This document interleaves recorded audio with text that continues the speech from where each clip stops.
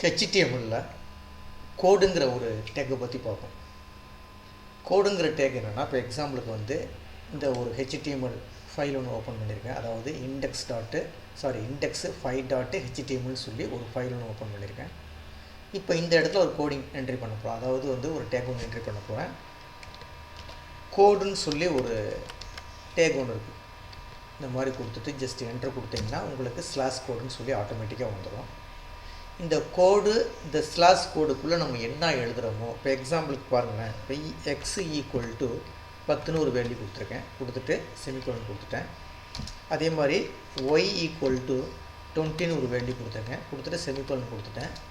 இப்போ Z equal to X plus Y கொடுத்துட்டு இந்த மாதிரி சிம்பிள் கொடுத்துட்டேன், செமிகோலன் கொடுத்துட்டேன். இப்போ போய் இந்த ப்ரோக்ராமை ரன் பண்ணி பார்க்கணும்னு வச்சுக்கலாம். இதுதான் கோடிங். அதாவது கோடு ஸ்லாஷ் கோடுன்னு சொல்லி கொடுத்துட்டு இடையில வந்து இந்த மாதிரி எழுதியிருக்கேன். இப்போ இதை சேவ் பண்ணுறதுக்கு ஃபைலை போய் சேவ் கொடுத்திங்கன்னா சேவ் ஆகிடும்.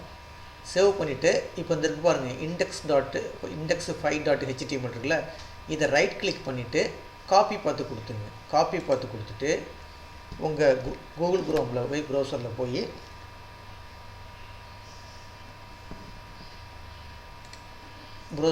இந்த இடத்துல போய் ஜஸ்ட் கிளிக் பண்ணிங்க. இந்த இடத்துல கிளிக் பண்ணிவிட்டு ரைட் கிளிக் பண்ணிவிட்டு பேஸ்ட்டுன்னு சொல்லி கொடுத்தீங்கன்னா அதனுடைய பார்த்து இந்த இடத்துல வந்துடும். ஜஸ்ட் என்ட்ரு மட்டும் கொடுங்க.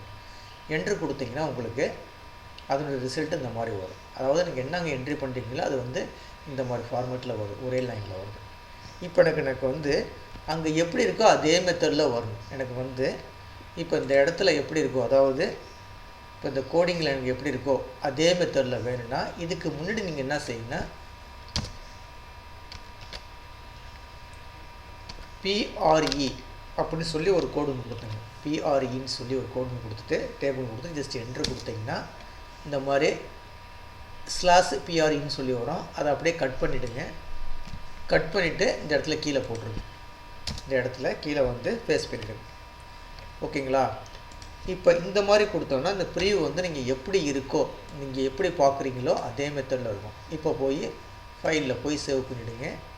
சேவ் பண்ணிவிட்டு நீங்கள் கூகுள் குரோமில் போய் ஜஸ்ட்டு ரீப்ரெஸ் பண்ணிங்கன்னா போதும். அங்கே எப்படி இருக்கோ அதே மாடலில் இங்கே வந்து ப்ரிவ்யூ காட்டும்.